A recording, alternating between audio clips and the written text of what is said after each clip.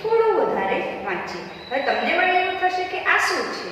તો ગુજરાતી વિષયમાં જેમ તમે પૂરક વાચન ભણો છો ને એ જ રીતે આપણે ઇંગ્લિશમાં પણ આવે છે, જેને આપણે પ્રોઝ તરીકે ઓળખીશું. બરાબર છે? તો આજે આપણે જોવાના છીએ pros 1 the Ganga.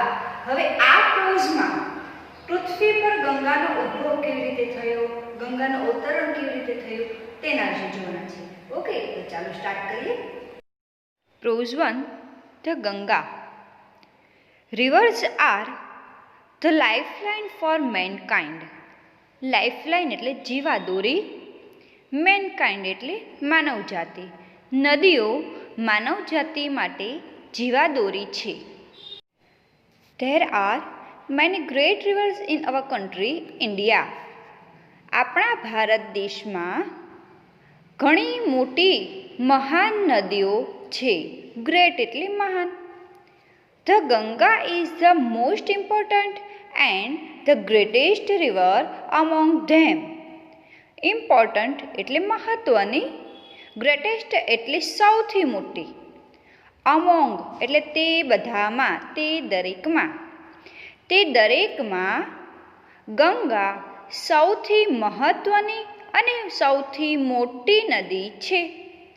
The Ganga is 2480 kilometers long. Ganga 2480 kilometre લાંબી છે. The source of the Ganga is in the Himalaya mountains. Source એટલે ઉદ્ગમ સ્થાન, જ્યાંથી ગંગા નદીની શરૂઆત થાય છે તે જગ્યા. ગંગા નદીનું ઉદ્ગમ સ્થાન હિમાલયના પર્વતોમાં છે. It comes down through the hill and flows into the Bay of Bengal. Comes down એટલે નીચે ઉતરીને, hills એટલે પર્વતો, flows એટલે વહે છે, Bay of Bengal એટલે બંગાળાની ખાડી. તે પર્વતોમાંથી નીચે ઉતરીને બંગાળની ખાડીમાં વહે છે. The Ganga is a holy river. Holi એટલે પવિત્ર. ગંગા એક પવિત્ર નદી છે. There are many stories of how the river Ganga came down to the earth. Ganga પૃથ્વી પર કેવી રીતે આવી તેના વિશે ઘણી બધી વાર્તાઓ છે. Would you like to know one of them? શું તમારે તેમાંની એક વાર્તા જાણવી છે? Long ago there was a king. Long ago એટલે ઘણા સમય પહેલાં. ઘણા સમય પહેલાં એક રાજા હતો. His name was Sagar. તેનું નામ સગર હતું. He had a beautiful horse. તેની પાસે એક સુંદર ઘોડો હતો. He wanted to give his horse as a present to the gods. As a present એટલે ભેટ તરીકે, ગિફ્ટ તરીકે. ગોડ્સ એટલે ભગવાનને, દેવોને. તે તેનો ઘોડો દેવોને, ભગવાનને ભેટ તરીકે આપવા માંગતો હતો. One day a thief took away the horse. એક દિવસ એક ચોર ઘોડો લઈ ગયો. thief એટલે ચોર, took away એટલે લઈ ગયું. એક દિવસ એક ચોર ઘોડો લઈ ગયો. The king was very unhappy. રાજા ખૂબ જ દુઃખી થઈ ગયો. He sent all his sons to search for it. Sent એટલે મોકલ્યા, sons એટલે પુત્રો, to search એટલે શોધવું. તેણે તેના બધા પુત્રોને તેની શોધમાં મોકલ્યા. એટલે કે રાજા સગરે ખોવાયેલા ઘોડાને શોધવા માટે પોતાના બધા જ છોકરાઓને મોકલ્યા. But he asked one of his son named Bhagirath to stay with him.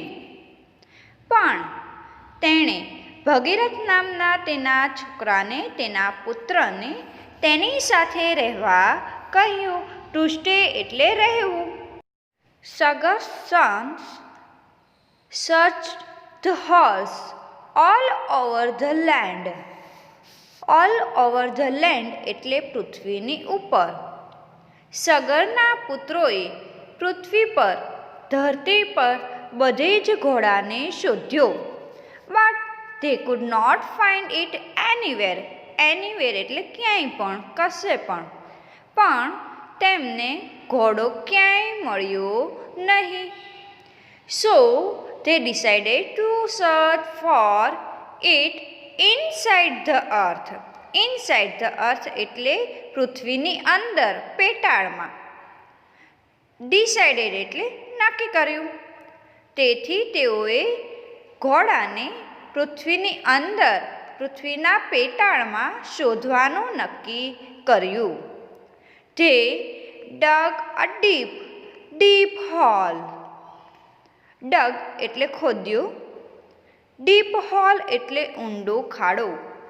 તેમણે ખૂબ ઊંડો ખાડો ખોદ્યો. At last they came to a great sea. At last એટલે છેવટે, અંતે.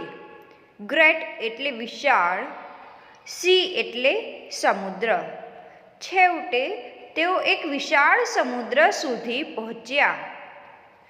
There they saw a very old man. ત્યાં તેમણે એક ખૂબ વૃદ્ધ માણસ જોયું.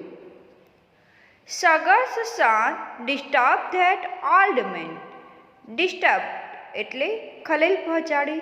સગરના પુત્રોએ તે વૃદ્ધ માણસને ખલેલ પહોંચાડી. So he became very angry. Became એટલે થયો. Angry એટલે ગુસ્સે. તેથી તે ખૂબ ગુસ્સે થયો. He became so angry that he burnt Sagar's all son to ashes. Burnt એટલે બાળીને. Ashes એટલે રાખ. કોઈ પણ વસ્તુ બળે પછી જે રાખ થાય ને તે રાખ. તે એટલો બધો ક્રોધિત થયો કે તેણે સગરના બધા જ પુત્રોને બાળીને રાખ કરી નાખ્યા. Now only the water of the Ganga could give them all a new life. Now એટલે હવે. હવે ફક્ત ગંગાનું પાણી તેમને નવું જીવન આપી શકે તેમ હતું. But at that time Ganga was not on the earth. At that time એટલે તે સમયે. પણ તે સમયે ગંગા પૃથ્વી પર ન હતી. She was in heaven. Heaven એટલે સ્વર્ગ. તે સ્વર્ગમાં હતી. ભગીરથ was alone at home. Alone એટલે એકલો. ભગીરથ ઘરે એકલો હતો. He prayed to the river Ganga to come down on the earth and bring his brothers to life again. તેણે ગંગાને પૃથ્વી પર આવી તેના ભાઈઓને ફરીથી જીવતા કરવા પ્રાર્થના કરી. પ્રેડ એટલે પ્રાર્થના કરી. કમ ડાઉન એટલે નીચે. The Ganga was happy to be on the earth. હવે ગંગા તો પૃથ્વી પર આવવા માટે રાજી હતી, તૈયાર હતી. But she was afraid that her fall from heaven to earth would break the earth. Too afraid એટલે ડર લાગવો. Fall એટલે ધોધ. Heaven to earth એટલે સ્વર્ગથી પૃથ્વી. બ્રેક એટલે તોડી નાખવું, ફાટી જવું. પણ તેને ડર હતો કે સ્વર્ગમાંથી પૃથ્વી પર પડવાથી પૃથ્વી ફાટી જશે, પૃથ્વી તૂટી જશે. ભગીરથ requested Lord Shiv to help Ganga. Requested એટલે વિનંતી કરી. તેથી ભગીરથે ભગવાન શિવને ગંગાની મદદ કરવા વિનંતી કરી. Lord Shiv agreed. અગ્રીડ એટલે સહમત થયા, માની ગયા. ભગવાન શિવ માની ગયા. He asked the Ganga to flow down to the earth through his long hair. તેમણે ગંગાને તેમની લાંબી જટામાંથી નીચે વહેવા કહ્યું.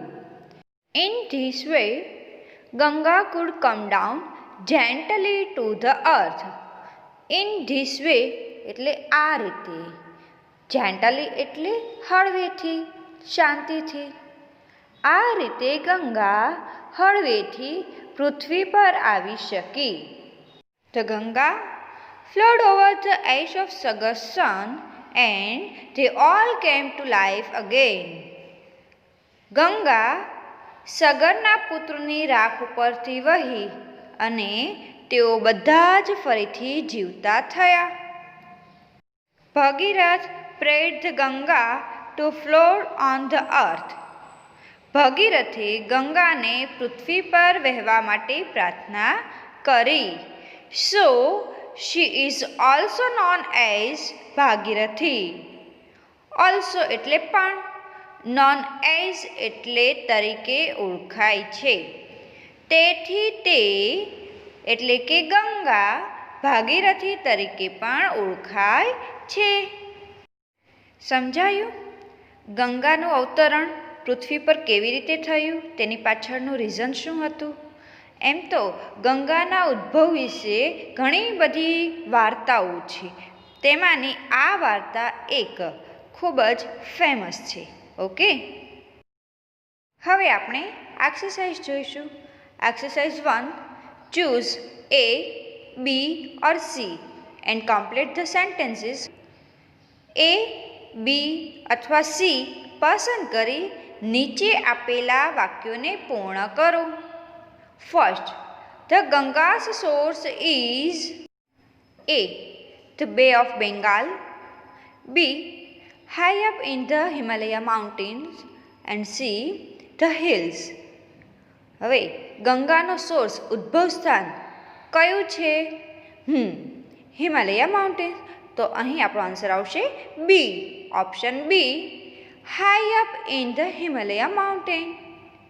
Next, the angry old man burnt A, all the king's son except Bhagirath, B, all the king's sons, C, Bhagirath. હવે વૃદ્ધ માણસે ગુસ્સામાં કોને બાળી નાખ્યા? તો કે ભગીરથ સિવાયના રાજાના બધા જ છોકરાઓને. એક્સેપ્ટ એટલે સિવાય, વિના. તો આપણો આન્સર આવશે એ, all the king's son except Bhagirath. Next, King Sagar sent dash to look for his horse.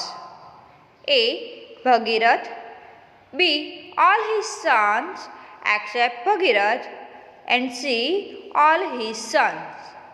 To look for એટલે શોધવા. રાજા સગરે ઘોડાને શોધવા માટે કોને મોકલ્યા હતા? તો કે ભગીરથ સિવાયના બધા જ છોકરાઓને. તો આપણો આન્સર આવશે બી, all his sons except Bhagirath. Next, at the end of the story, the Ganga was a river A, only in heaven, B, only on the earth and C, on the earth as well as in heaven. હવે સ્ટોરીના એન્ડમાં ગંગા માત્ર ક્યાં હતી? તો કે પૃથ્વી પર. તો આપણો આન્સર આવશે બી, only on the earth. And last, give another name for the river Ganga. A, the Revati, B, the Saraswati and C, the Bhagirathi. હવે ગંગા નદીનું બીજું નામ આપવું તો શું આવશે? સી. આપણો આન્સર છે સી, ધ ભાગીરથી. ફ્રેન્ડ્સ, તો મજા આવી? હવે આજનો થોડો હોમવર્ક નોંધી લો. Read the following paragraph and answer the questions. આપેલો પેરેગ્રાફ વાંચો અને તેના પરથી પ્રશ્નોના જવાબ લખો. અહીં આપેલા પેરેગ્રાફ પરથી તમારે તેના પ્રશ્ન અને જવાબ બંને તમારી નોટબુકમાં સારા અક્ષરે લખવાના છે. ઓકે.